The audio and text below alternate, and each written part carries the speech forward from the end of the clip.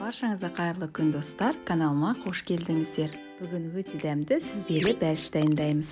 Міндетті түрде осы рецептпен дайындап көріңіздер және де видеоны соңына дейін қарап, каналыма тіркеліп қойыңыздар.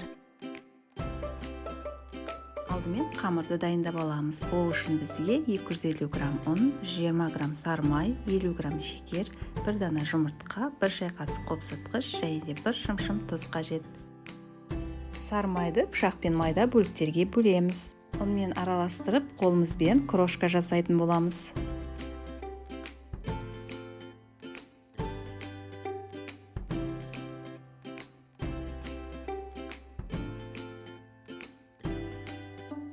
Крошка жасап болғаннан кейін үстіне тұз, қопсытқыш қосып, қолмен араластырып шығамыз.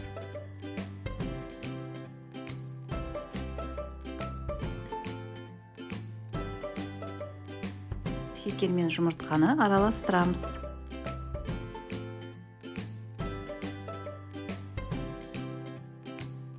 Крошканың үстіне құйып, қамыр илейтін боламыз.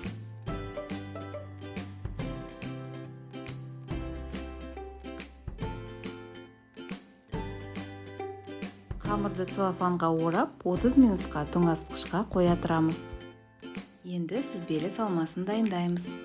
Ол үшін бізге 400 грамм сүзбе, яғни творог, 2 ас қасық қаймақ, 2 дана жұмыртқа, 150 грамм шекер, 2 ас қасық жүгері крахмалы және бетіне себуге шетек қажет болады.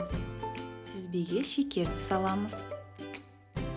Жұмыртқаларды жарып саламыз.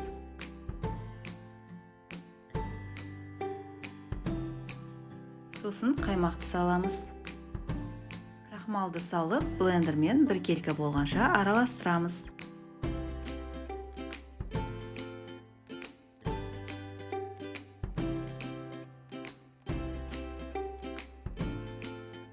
Мен бәлішті осындай формада жасаймын.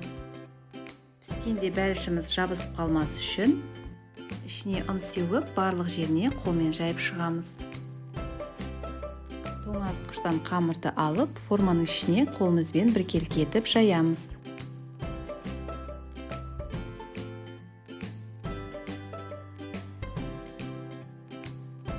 Жиектеріне бортиктер жасайтын боламыз.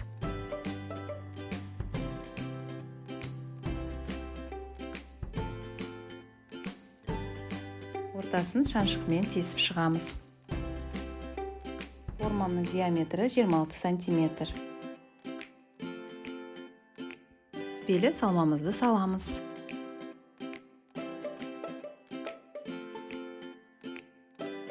Сосын лопаткамен тегістеп шығамыз.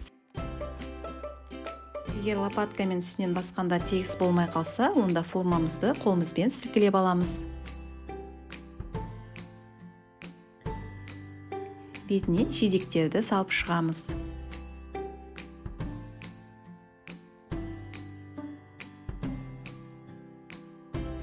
Бәлішті алдын ала 180 градус қыздырылған пеште 30-35 минуттай пісіріп алатын боламыз.